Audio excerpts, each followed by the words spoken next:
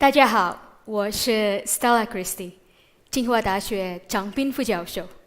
作为一名教授，我的习惯在课堂上先问一个问题，所以我想问大家这个问题：大家觉得谁更聪明，孩子还是人工智能？我要说，可能大多数的人说，2岁的孩子什么都不懂，肯定是人工智能比孩子聪明，对不对？但是事实上，研究人工智能的科学家非常希望，人工智能能够像孩子一样聪明。大家是不是很惊讶？为什么人工智能的科学家人工智能像孩子一样聪明呢？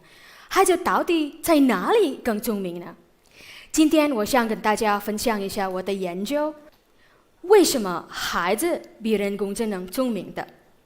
很多人以为我研究儿童认知，因为我特别喜欢小孩，其实也没那么喜欢。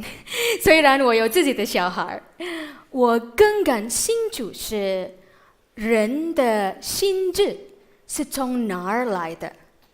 如果我们想知道人的心智是从哪儿来的，我们必须回到孩子的身上。我们来看一下孩子和人工智能的3个重要的差别。第一点，大家肯定听说过了， AlphaGo 人工智能打败了围棋的冠军，是不是 AlphaGo 很聪明的？是的。但是如果现在我们让小孩和人工智能玩新的游戏，不要玩围棋了，玩五子棋，规则变了， AlphaGo 就不会了，而小孩呢，一学就会了。就我们可以说，小孩比人工智能的适应性更强。第二点，我们在世界里需要识别各种各样的东西。如果你不可以识别狗和猫和人，这不是很麻烦？孩子需要做这个，人工智能也非常希望做得到这个比较很好的识别。那他们的差别什么呢？孩子看这个，看几个球，他们就可以认出了什么是球，什么不是球。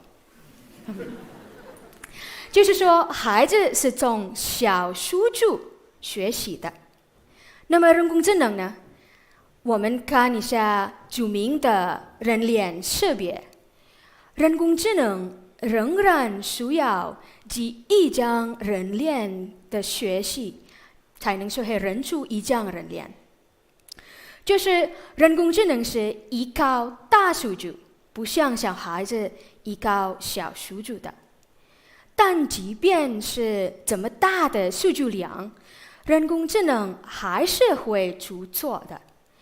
去年有一个很有意思的新闻，在一场足球比赛中球进了，但是比分是0-0。为什么？因为负责计分的人工智能把广州的裁判的头识别为了足球。我们的孩子永远不会做这样的错误，对不对？第3点，孩子能够识别不明确的模式的能力比人工智能更强。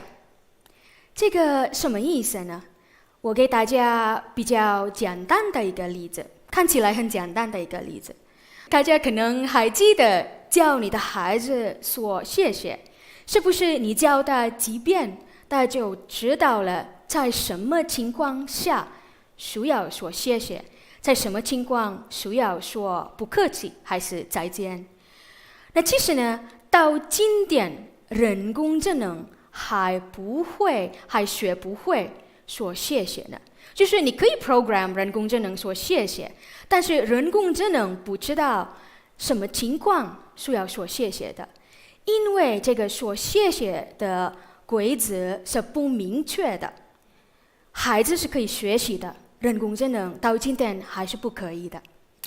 所以孩子比人工智能聪明，因为它的适应性强，它能够利用小数据很快识别各种模式。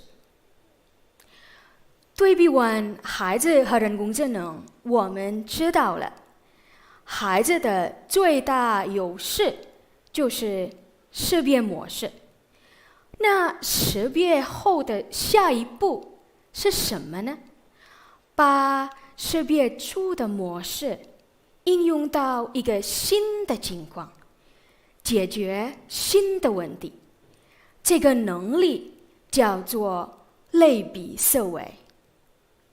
世界上伟大的发现都来自类比思维的，比如 Niels Bohr 获得了诺贝尔奖，因为他把已知的太阳系模式迁移到原子结构的问题上。Google 的创新也来自类比思维的。创新人 Larry Page 和 Sergey Brin， 他们读博士的时候，对学术论文被应用的模式非常了解。论文被应用的次数越多，就越成功。然后他们把这个模式应用到了互联网上。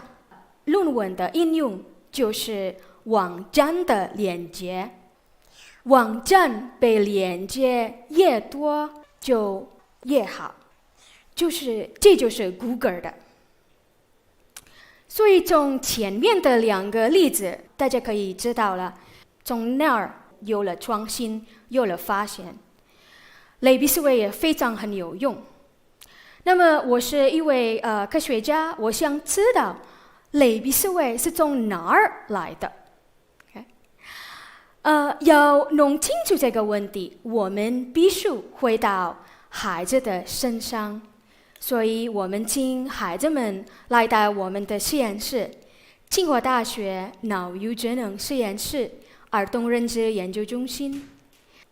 其实小孩非常愿意一个人参加实验的，因为对他们参加实验是非常好玩，像当游戏一样。爸爸妈妈是在外边等我们，通过电视可以看我们的实验。我们的实验室有各种各样的实验给0到8岁的孩子。那么今天我们看看一下怎么研究类比思维跟小孩呢？我给2岁和3岁的小孩这张图片，上面有模式相同，然后我问小孩我问孩子们，下面哪一个更必备呢？你们可以看看一下。这张图片，这2张图片，你觉得下面这2张图片哪一张跟它更匹配呢？实验就是这样，我们做这个8次就结束了，很快10分钟左右。可能大概大承认说 A 是更必备，对不对？因为 A 有相似的模式。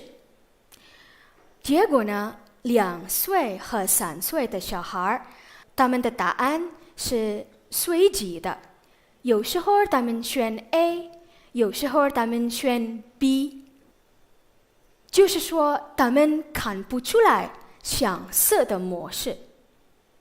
但是有没有大家觉得可能2岁和3岁的小孩太小了，他们还听不明白这个问题？不是的，因为如果我变了一点点 ，A 还是一样的，但是 B 又改变了一点点。在这样的情况，孩子们的选择不随机的，现在他们都选择了 B， 就是说他们看出来是疲惫的图形，有长方形和有长方形。这个说明什么呢？这个说明，第一，孩子听懂了问题；第二，他们可以认出图形的疲惫，但是看不出模式的疲惫。不仅是小孩，其实我们成人有时候也是像孩子一样的，很容易看出来疲惫的东西，却看不出来疲惫的模式。在这个实验中，成人被邀请对物理问题进行归类。初学者是这样归类的，就是初学者是用相似的外形来归类问题，但是物理学专家是这样归类的，就是他们用相似的模式来归类问题。所以大家可以看，就是类比思维是不简单，一开始还是很难的。我想知道如何提高孩子的类比思维。我们很仔细研究过了这个问题，结果呢，发现了如果先给孩子们对比，结果有很大的变化。大家看看在这儿，以前只有一张图片，现在我给孩子们2张图片，让他们对比一下。又问，下面哪一个更疲惫呢？这个是跟第一实验的选择一模一样的，没有长方形没有疲惫的东西，只有疲惫的模式。以前他们看不出来疲惫的模式，现在呢，有对比后，大多数的孩子选择了 A， 就是说有对比后，他们看出来疲惫的模式。没错，没有其他原因，孩子们还是一样的，唯一的差别，这一次他们使用了对比。对比促进类比思维的研究非常丰富。今天跟大家分享3个方面。第一个方面是学习语言。孩子们如果他们拿到了对比，这个非常帮助他们的语言的学习。第二个方面是社交。有时候小孩很难理解别人的想法，特别当别人的想法和个人的想法还是跟现在的情况不一样的时候，但是通过对比，他们就更容易理解别人的想法。第三，对比是非常非常帮助数学学习。为什么？因为数学本质也是各种各样的数学模式。孩子们看不出来相似模式，这个为什么他们对数学有困难的？如果有对比，可以帮助他们看出来这个就是数学的模式。其实这个有一个非常有名的数学家叫 Polya， 他写了一本书叫 Induction and Analogy， 就是类比思维 in Mathematics。还有其实用对比、用类比在上课的时候也非常帮助。这里是所有的研究是非常非常多，我今天没有时间跟大家讲所有的，我就要提出了一个Cognitive Supports for Analogies in Mathematics Classroom。这个研究呢，这个文章说老师们用类比思维在数学课非常帮助学生们的数学的学习。这个文章是在 Science 出版的。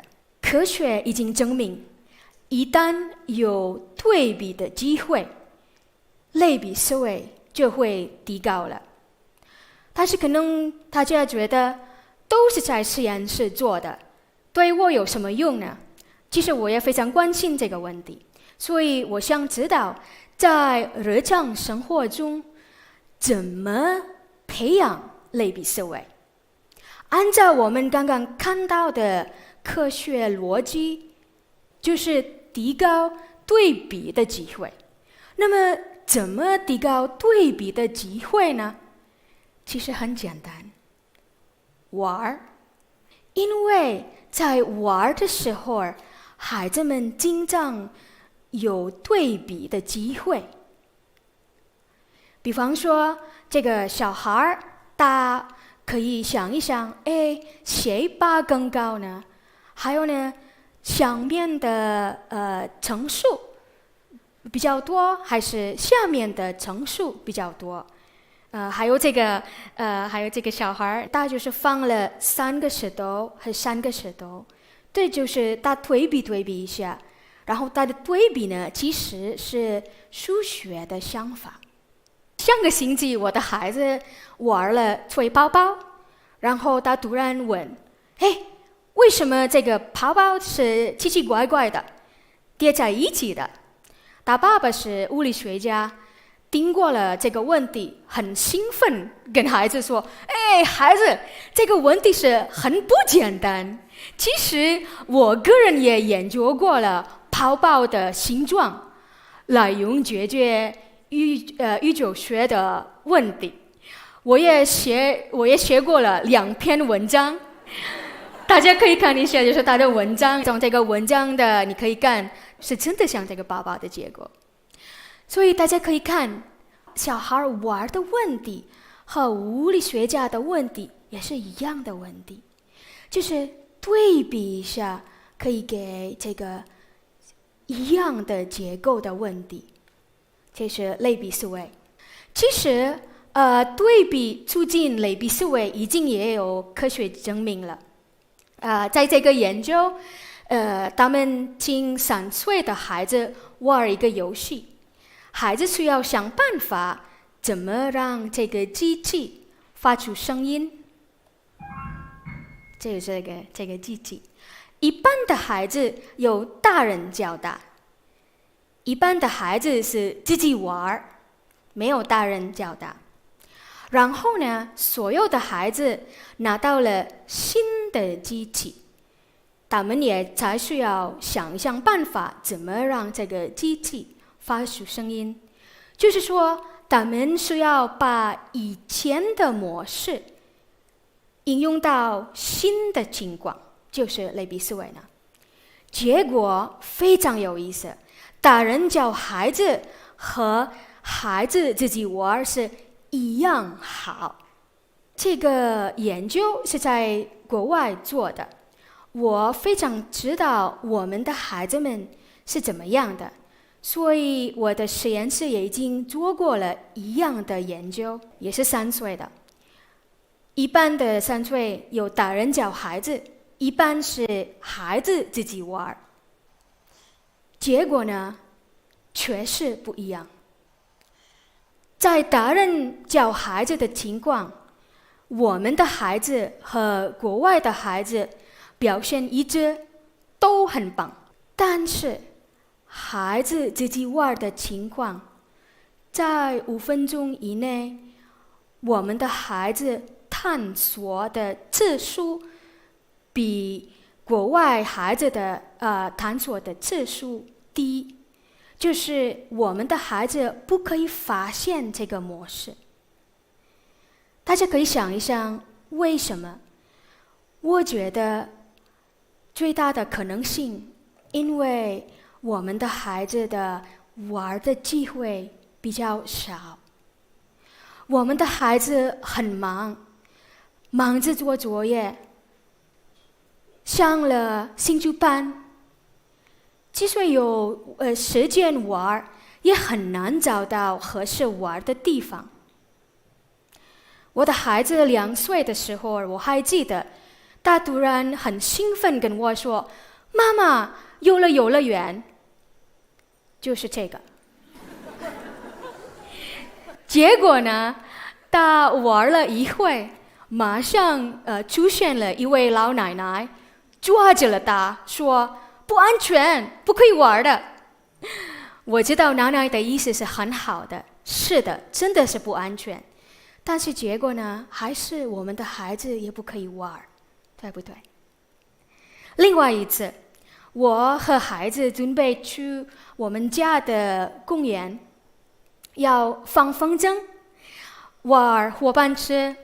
然后我们到公园的门口，看到了入园的树枝，感觉很傻眼了。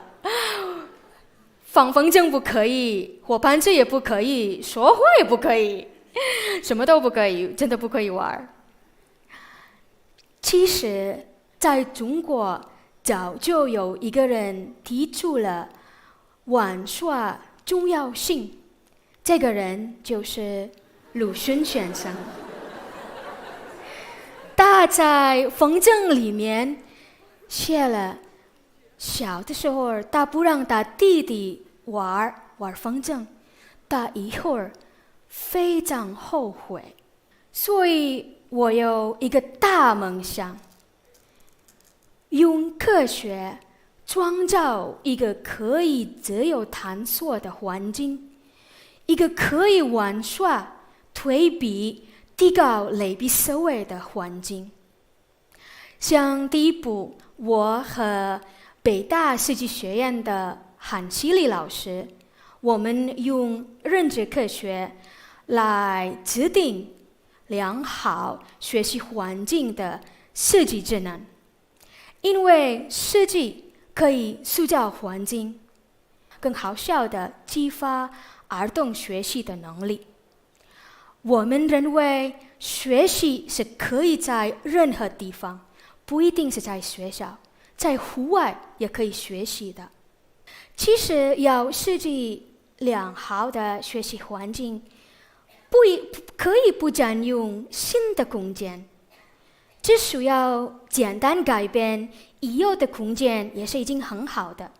比如在老年人健身区域加一些孩子们玩的设施，是不是已经很好了吧？